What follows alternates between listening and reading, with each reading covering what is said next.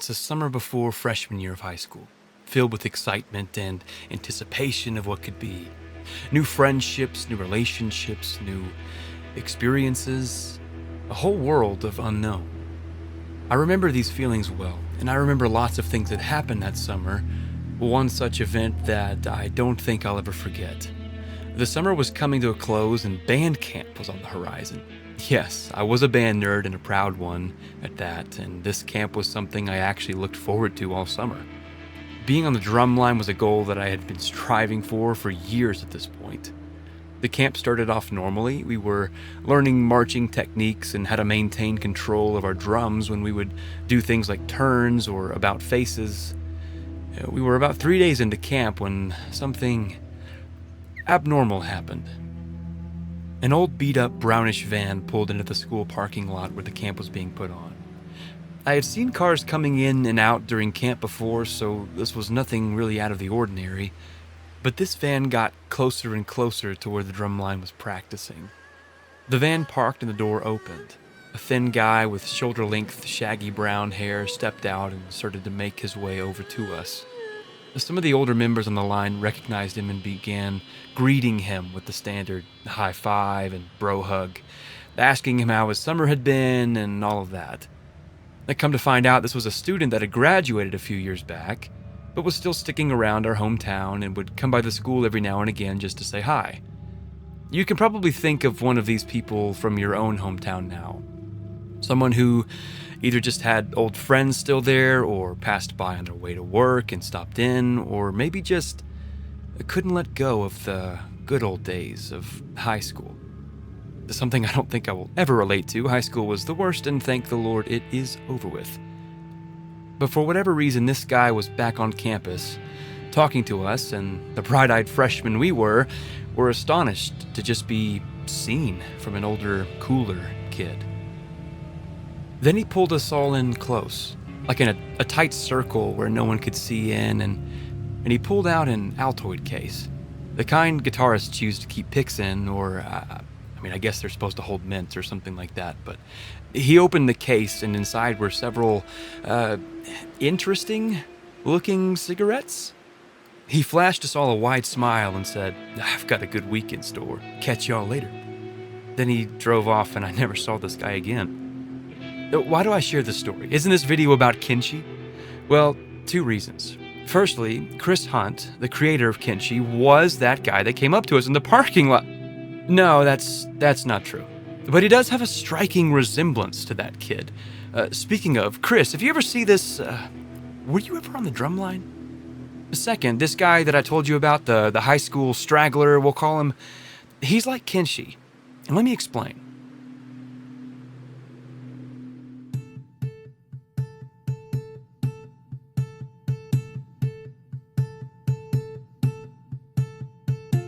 So you own a computer, and not just any computer, but a computer that can run video games.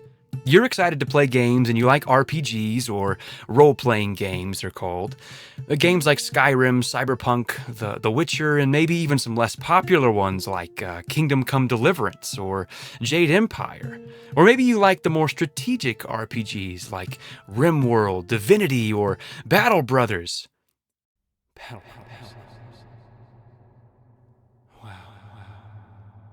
Anyway, you've spent hours on these games, or games like it, and you're looking for something new to play. So you decide to peruse the Steam store page, just to see if anything catches your eye, and, what's that? Kenshi.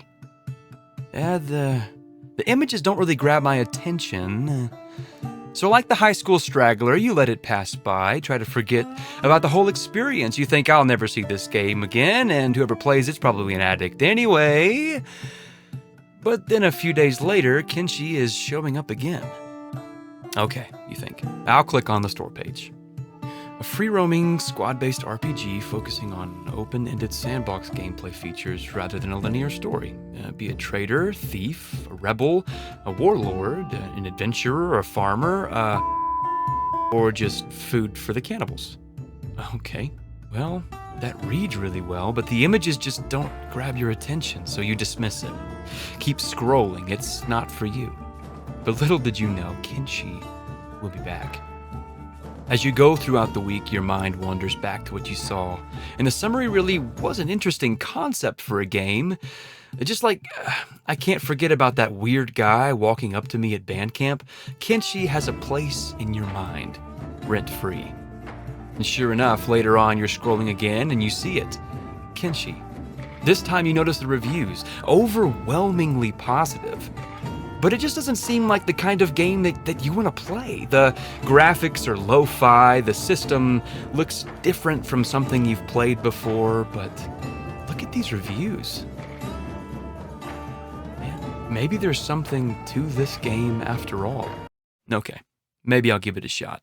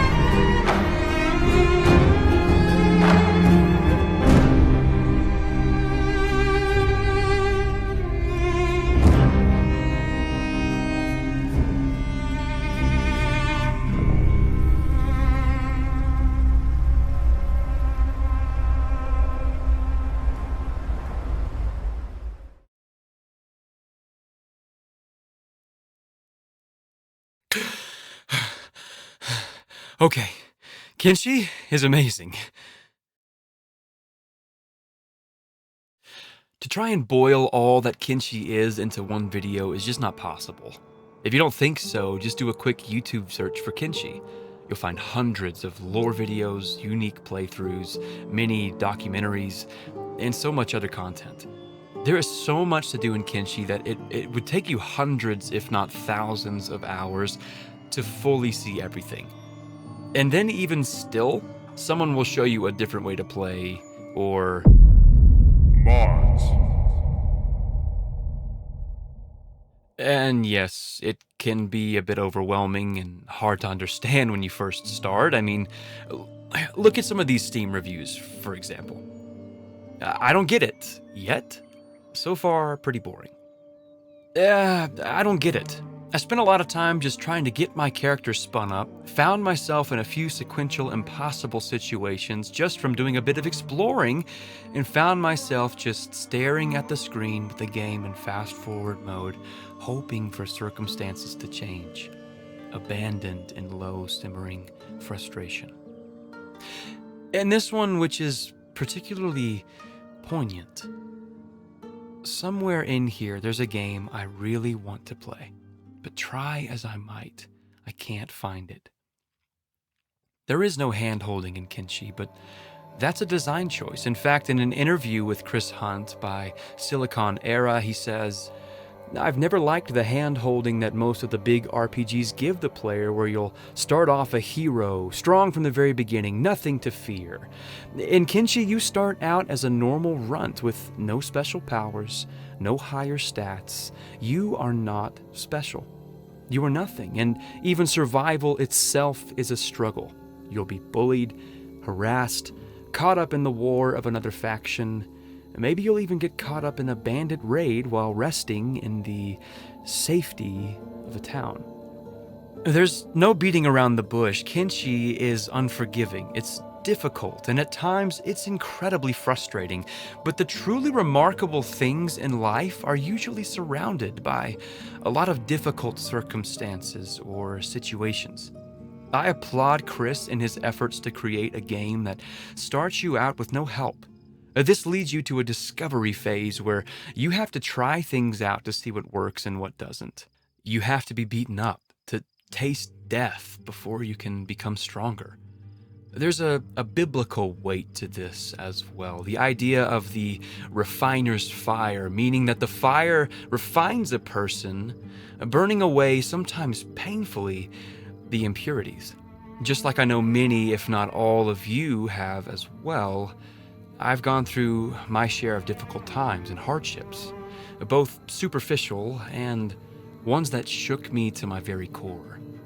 There's a mental fortitude that you can develop as you go through these events, but you can also choose to give up. I've known both sides, where you give up and choose to let life beat you up again and again, or you choose to let those rough edges spurn you on to come out the other side with a new perspective, a deeper understanding of the world, and having learned that you are tougher than you think. Something that you thought you would never make it through, you are now looking at in the rearview mirror, and you're okay. Now, you may be thinking that this is way too heavy for a video game, but I think it's good to let art speak to us in different ways. And Kenshi, even though some may not agree, it's an artistic work. Just like movies or paintings, video games are creative works as well, and they can convey a multitude of emotions. If you're here, you're probably very familiar with this concept. You likely have a video game in mind right now that made you cry or filled you with joy or maybe rage. I think we've all been there. If we allow them to, video games can also speak to us. And I think Kenshi is one of these works that can speak to us in a variety of ways. Frustration, elation, confusion, and wonder. I've experienced a lot while playing this game, and the majority came through the discovery phase, finding new things to do that I didn't even know were possible before. And this discovery phase is incredibly rewarding. The first time you manage to beat up a lone traveler and take his gear is almost monumental. The gear you get is a staff that's slightly better than yours, and maybe some sandals for your feet. Unless you're a hiver or a skeleton, in which case it's just more stuff to sell. Then you discover that you can steal from a shop, and that's an easy way to get money, or you can mine a copper vein and slowly work your way up that way. You make these discoveries little by little, and Kenshi begins to show you the many possibilities that there are. Now, that doesn't mean that everything gets easier as soon as you have this knowledge. Your companions can still die if just one fight goes wrong. The dog you've cared for and tried to nurture can, despite your best efforts, still not make it. Then you've just unlocked the John Wick playthrough and about to kill all the skimmers. Or quick save and quick load, or whatever you prefer to do, because dogs should never die. Kenshi is about discovery, adventure, freedom, retribution, trading, and so much more.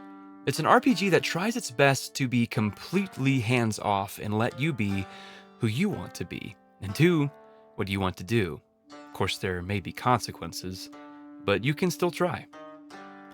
And that's why I measure it up to the RPG giants, like the Bethesda games or CD Projekt Red's games.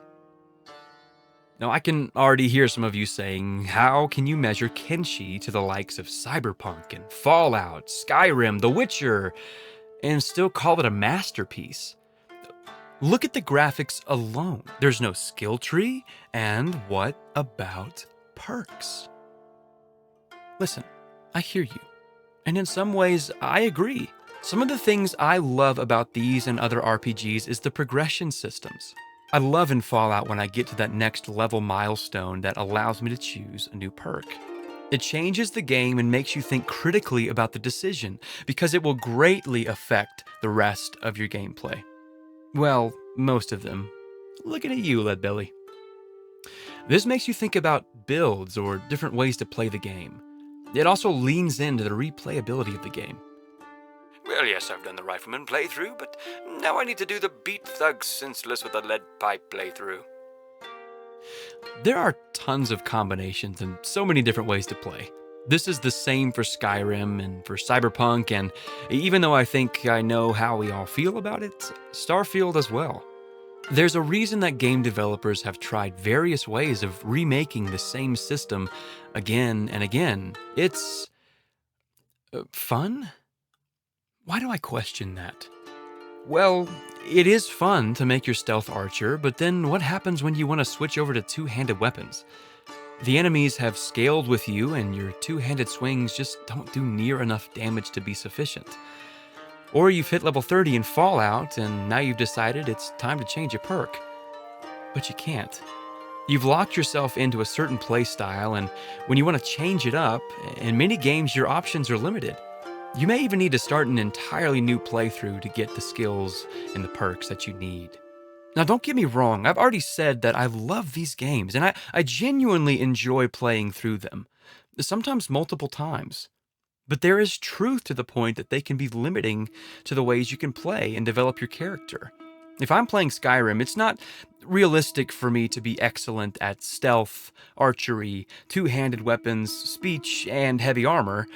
I say realistically because while you could technically grind out the skills for these, as said by this guy, it takes approximately 149 hours of regular play to get to level 60. Now, of course, you could cheese those levels, but then the world, which must entirely revolve around your character, starts to take steroids because they see your little level number go up. Sneak level 100 doesn't mean much when your bow skill is 1 and a spider hits as hard as a giant. I think you could see what I'm getting at with all of this, but to put it in a sentence, modern RPGs box you in with skill or perk choices.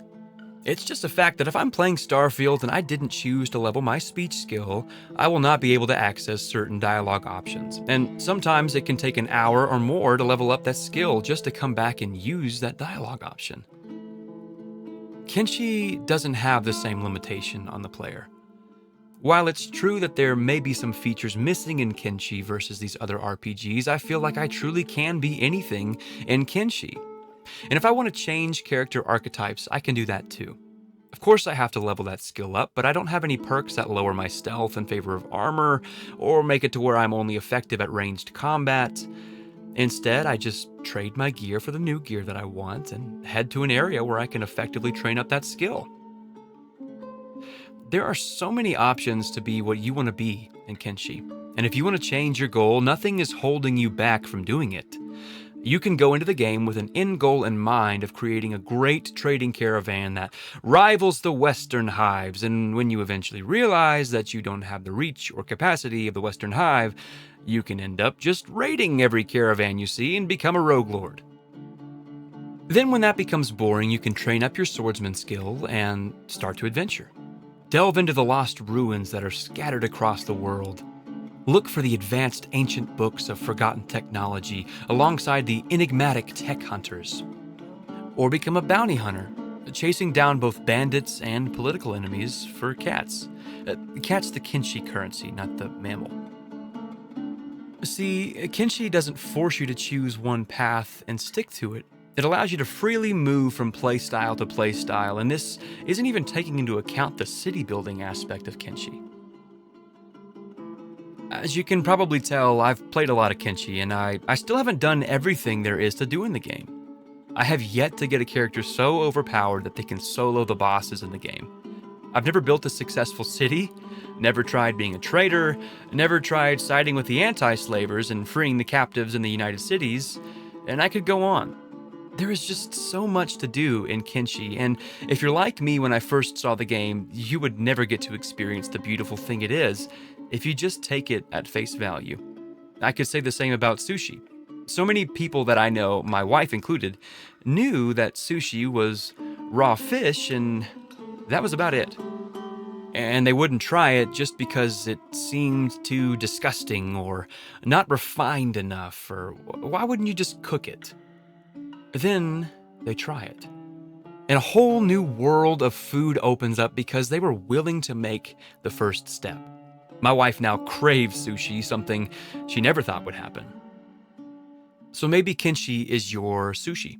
You look at the graphics or the somewhat clunky looking systems and think to yourself, it's just not refined enough for my tastes.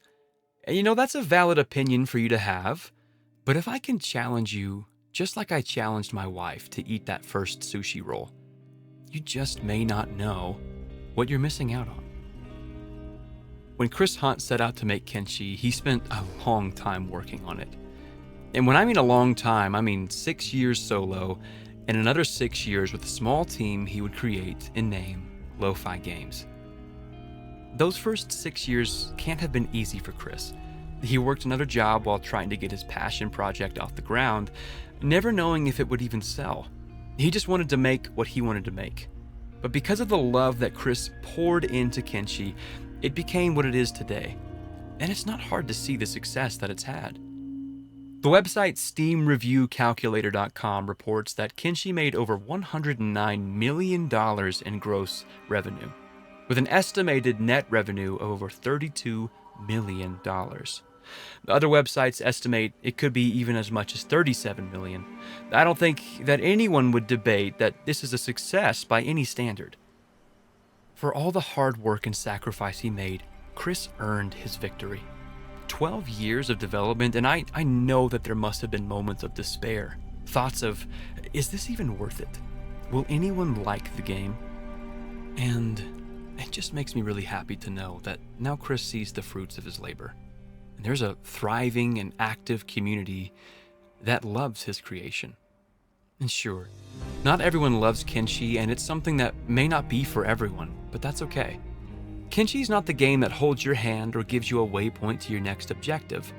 I've already talked about some of the RPGs that I love, and there are absolutely times after a long day or a long week when I just don't have the mental capacity to create my own story like you have to do in Kenshi.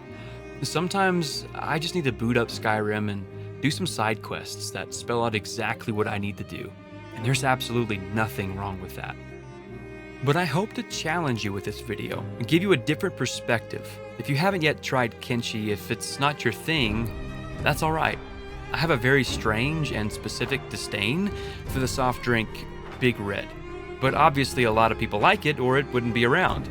I could debate you all day on why the flavor profiles of Big Red go against nature itself, but then you could just say, well, I like it. And that may just be the best response to anyone who says that you shouldn't like what you like. So there you are. Kenshi. I like it. Thank you so much for watching. It really does mean so much to me. If you like this sort of thing, I would really appreciate it if you would leave a like and subscribe to the channel. I would like to do more videos like this, and if that's something you're into, I'd love to know. I hope you have a wonderful day, week, and year. Be kind to others and live differently.